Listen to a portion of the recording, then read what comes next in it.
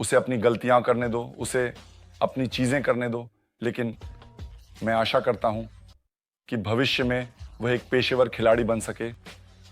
अगर वह खिलाड़ी नहीं है तो कोई और नौकरी हो सकती है, लेकिन मैं हमेशा उनका समर्थन करूंगा, क्योंकि हम अपने बेटों पर दबाव नहीं डाल सकते, क्योंकि हम प्रसिद्ध हैं और इसी वजह से मैं वह अतिरिक्त दबाव नहीं बनाना चाहता। क्योंकि आप उन्हें उस जीवन से अलग जीवन देने में सक्षम रहे हैं जो आपके पास था। जब हम छोटे थे तब हमारी परवरिश साधारण थी। अब हम फुटबॉल के कारण अच्छे जीवन जी रहे हैं, उनके जीवन अलग हैं। तो आप उन्हें भूख कैसे देते हैं? आप उन्हें काम करने की नैतिकता कैसे देते हैं? उदाहरण द्वारा। मुझे लगता है कि यही एकमात्र तरीका है। मैं अपने बच्चों को अच्छी शिक्षा देता हूं, लेकिन उदाहरण द्वारा।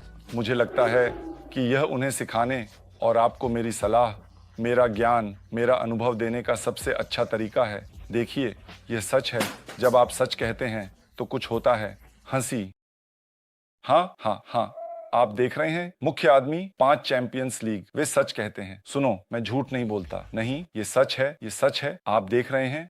इसलिए मैं अपने दोस्तों के साथ कुछ दिनों तक बातचीत करता हूं और कहता हूं, मेरा बच्चा दुखी होगा, आपका बच्चा दुखी होगा, क्योंकि जीवन के एक क्षण में उन्हें दर्द का सामना करना पड़ेगा। क्या आप समझते हैं? और दर्द, अनिश्चितता, और जो उन्हें करना है यह लगातार काम है, क्योंकि कोई भी उनकी मदद करने वाला नहीं है। वे एक कठिन क्षण में अपने आप को होने देंगे और वे गिरेंगे। उन्हें खड़ा होना होगा, अकेले रोना होगा और आगे बढ़ते रहना होगा। क्या आपको हमेशा दूसरों से अलग महसूस होता था? जैसे जब आप स्पोर्टिंग में बच्चे थे और फिर जब आपने यूनाइटेड के लिए साइन किया, क्या आपको लगता था कि आप खास हैं? मुझे लगा कि मेरी शिक्षा अलग थी। जिस वातावरण में मैं पैदा हुआ वह अलग था और मानसिकता भी अलग थी।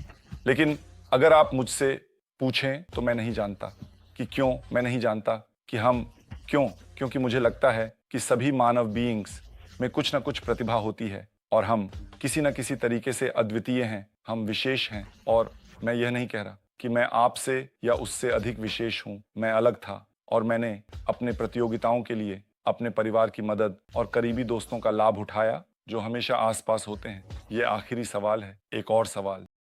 लेकिन तुम क्या मिस करोगे यार? तुम्हें एक दिन इस खेल को छोड़ना पड़ेगा। मुझे पता है कि तुम उस तरह के आदमी हो जो अगले 4 या 5 साल और खेलना चाहता है। अगर आप ऐसा करते हैं तो आप इसके हकदार हैं। लेकिन जब आप आखिरकार अपने जूते आखिरी बार उतारेंगे तो कौन सी कुछ चीजें होंगी जिनके बारे में आप कहेंगे, आप जानते हैं, मुझे ये याद आएगा। मुझे याद है जब मैं बड़े पलों में एक स्टेडियम में जाता हूँ।